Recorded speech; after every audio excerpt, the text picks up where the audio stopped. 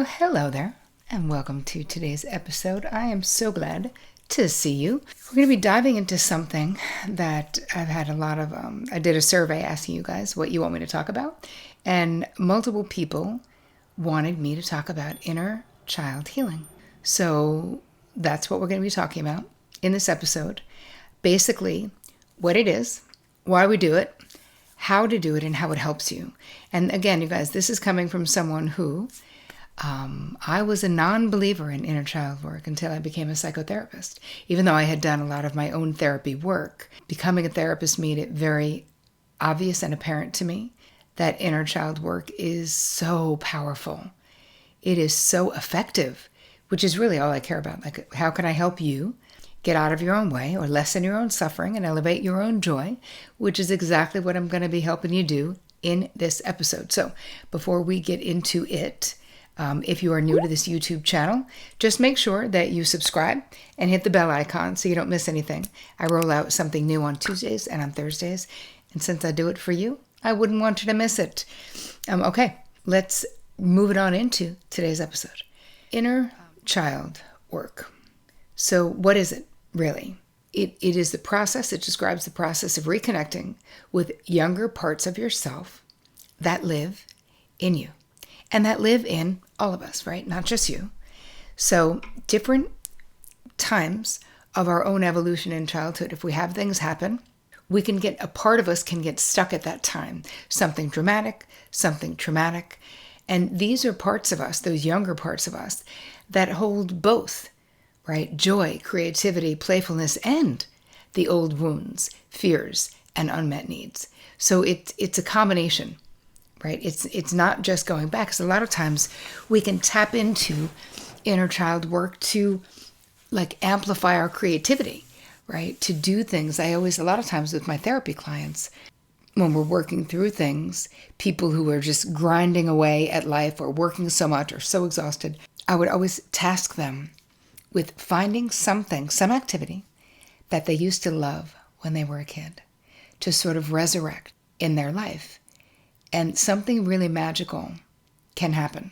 So what ends up happening with the inner child themselves, right? If you didn't feel in childhood consistently safe or seen or soothed or supported, which most people didn't consistently feel that way, there is a child within you still waiting for that acknowledgement, still waiting for that attunement that you may not have gotten. And so the work that I want to, the path I want to get you on today, and maybe you've done tons of work. I would love to hear from you. But we are wanting to tend to and pay attention to the kids within us, right? So that those old wounds can stop showing up in your adult relationships and in your self-worth and in your ability to set and maintain boundaries. Because these are all the areas that a lot of times, if the kid is running the show, we're having trouble in those areas. So inner child work itself, just from a macro view, is about identifying patterns that trace back to childhood, which those of you who are familiar with my work know we do a lot of this. We're always identifying transferences using the 3 Qs, but these patterns that we want to really look at, like people-pleasing and perfectionism and fear of abandonment, because these are things that we're sort of following the breadcrumbs from childhood into our adult relationships, and we would like less perfectionism, people-pleasing, and fear of abandonment. There needs to be this process, which I'm going to walk you through today, in validating your own feelings, right? Instead of dismissing the way you feel, right? And you might have been dismissed as a child. So again, we internalize the voices of important other people in our lives. So a lot of times when we're talking about having like a brutal, critical inner voice, we have internalized someone else's voice, right? And then we're going to move into reparenting, which is just offering the love and the protection, the guidance that you may not have consistently gotten, and reclaiming your joy, because that's really like the icing on the mental health cake, is being able to be joyful. And it really is the inner child who has so much access to your spontaneity and playfulness and creativity. It's like that kid just wants to play, and we'll talk about that at the end. So another thing to think about with inner children is that if you find yourself reacting. And I'm not going to say overreacting, but I'm saying having an amplified response to something. Or if you notice that you end up in a repeating relationship reality, right? An unhealthy relationship dynamic over and over again, maybe struggling with feeling not enough, no matter how much you achieve or how much money you have, chances are there's inner child work to do. Because that sounds like the inner child is running the show. And this is not a flaw, right? This is not, it really is just a signal, right? A loving flare from inside of you that's like, hey, I need your attention. I need you for something. And so what I'm going to walk you through today is how can you actively and regularly be in communication with your inner child so that they don't have to do something extreme to get your attention. So that's what we're breaking it all down. And in the end, I'm also going to walk you through a short guided visualization. So stick around because you can start using that visualization today. We've got what the inner child is. We understand it, right? If we were going to talk more psychologically, we would say it refers to the part of your subconscious mind that still holds the memories, the emotions, the unmet needs of your younger self. Think of it this way. When you were little, you had feelings and you had desires and you had needs, but you didn't have the tools or the language, and sometimes not the safe environment to fully process that. So those experiences get stored away. Any guess at what happens then? Well, they don't just disappear. We know that. They live inside of us, right? Which is why something can feel historical, right? What do they say? If you're hysterical, it's historical. That's like a saying in AA or in the rooms. And I think that there's some truth in that because these experiences really do live in our bodies. When old wounds get provoked, let's say, or even just poked by adult life, right? It could be a tone of voice. It could be someone ignoring you, right? It could be criticism or abandonment. For me, somebody being passive aggressive or silent, like not clearly articulating what they're saying, because my father was incredibly quiet, but we were always interpreting his behavior. I can be very activated by someone who is quiet or who is passive aggressive, which is why my poor husband, I need to talk everything to death because I need to make sure, the kid in me needed someone who was very safe, but also had the ability to talk because I had boyfriends. Of course, I did the repeating thing like everyone else does too, previous to all the work I did to heal my father wound to eventually find my husband. He found me, whatever. We got found. But I would be incredibly provoked. So a lot of times we were attracting these experiences so we can heal, right? It's almost like we want some kind of a do-over. But this is, then we turn into, right, in that moment of someone raising their voice, or for me, someone ignoring me or going silent, giving me the silent treatment, this turns us back into our 5-year-old or our 10-year-old. And when you think about how can we visualize this, I want you to visualize your inner child as almost like an emotional bodyguard of the past, right? Sort of overreacting or getting up, right? Getting ready for a fight, being all hold my earrings, because that inner child is trying to keep you safe. But most of the time, those adaptive strategies that might have worked in childhood don't work in adulthood. So it's an outdated strategy. So how do you know if your inner child is calling for your attention, if they need something from you? What we just covered, which is you're highly reactive in certain situations, especially around authority or rejection or abandonment. You struggle with people pleasing or overachieving because you never felt quite good enough for whatever situation you were in your childhood home. You have difficulty setting boundaries without guilt.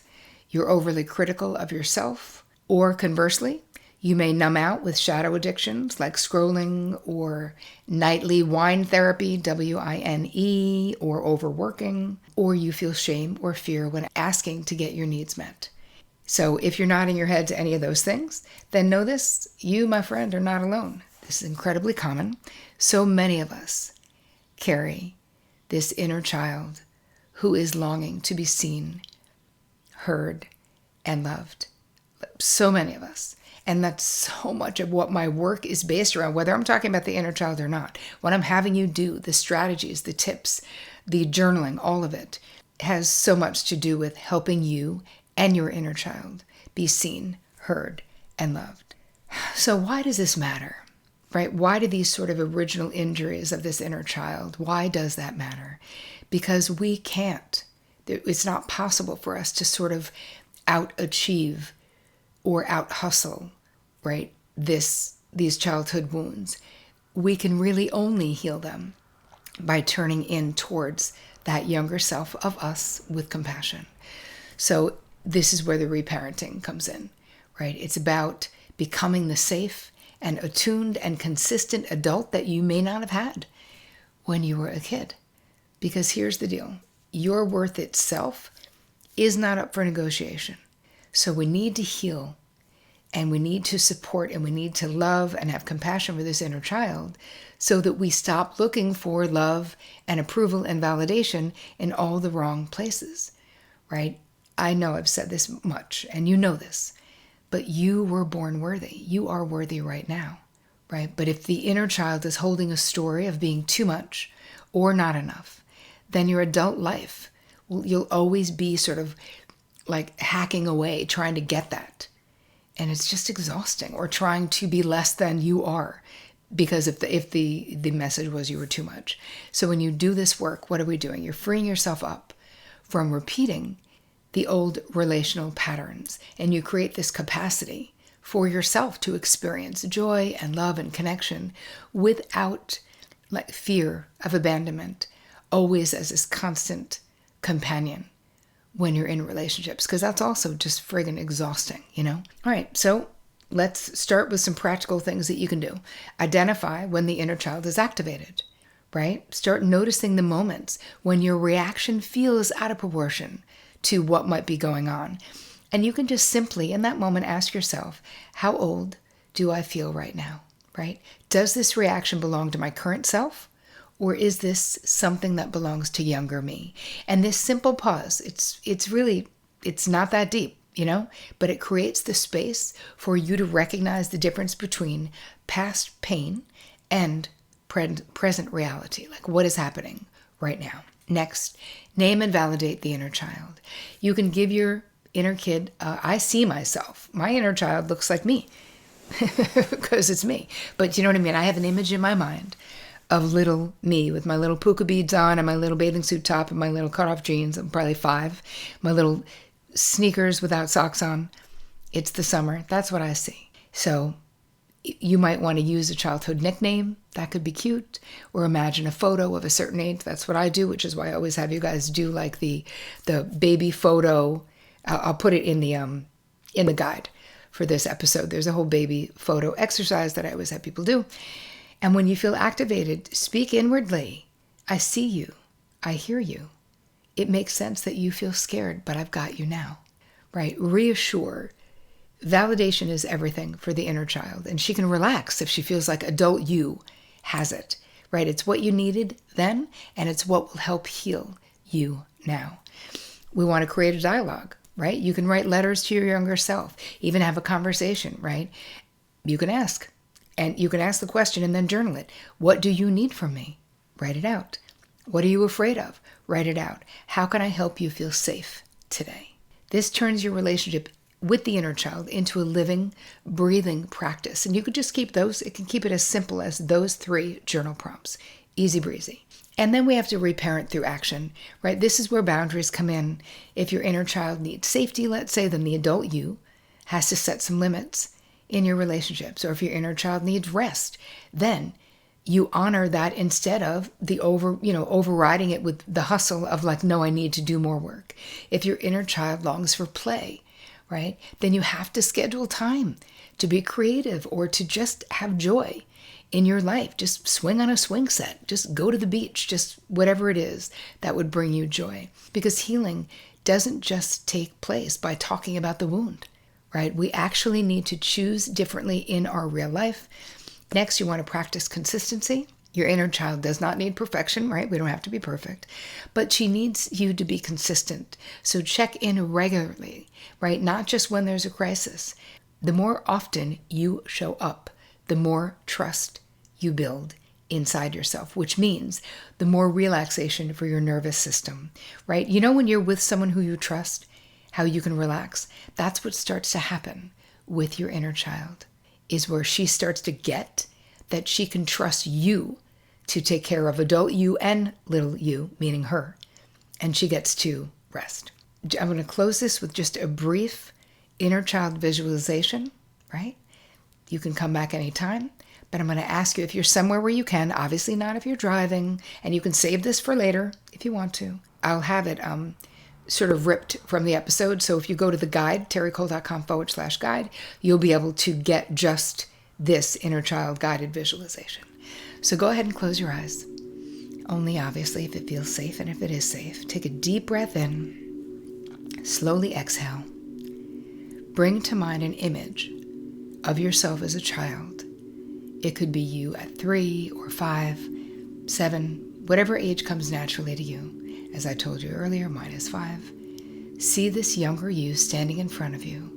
Notice their posture, their expression, their energy. And now imagine kneeling down so that you are eye to eye with that little kid. I want you to smile gently. Place a hand on your heart, and now place a hand on their heart. Say to them, I see you. I'm here for you. You are safe with me. I see you. I'm here for you. You are safe with me. Now take a moment to notice how they respond. Can you see them soften? Maybe they get emotional. They might cry. Maybe they're unsure. Everything, however they respond, is okay. Just stay with them with your hand on your heart and your hand on their heart. Now imagine wrapping them in a warm blanket of light, golden, loving, protective. Tell them, you don't have to carry this alone anymore. I'm here, and I won't leave you. Take a deep breath in together as you have your inner child wrapped in this beautiful golden light. Breathing in. And now exhale together. Allow that younger you to merge back into your heart space, where they will always be safe. They will always be seen. They will always be heard. They will always be considered. Take one more deep breath in. Gently release. And when you're ready, slowly open your eyes and come back to this present moment. All right, so let me know how that was for you. You can get your own copy of that at terricole.com/guide. The last thing I want to say about that is that inner child healing, it's not a one and done process. I really want you to think about it as an ongoing relationship, the most important one that you will ever have. So my invitation to you is this week to notice. Pause when you feel triggered and ask yourself, how old do I feel right now? And then respond with compassion, not criticism. Because the truth is, your inner child doesn't need to be fixed, quote unquote, at all. They just need to be loved by you. That's it. So if you found this helpful, please share it with a friend who might need to hear it. Drop me a comment. Let me know what came up for you in the visualization. Were you able to do it? Did you connect with a specific age of your young self? I would love to hear all of it. And I created, if you want to go deeper or you want to have everything in one spot, I have resources and the guided practices to support you at terricole.com/guide. Everything for this episode is there. Thank you so much for spending time with me today and for caring about your inner child. And as always, take care of you.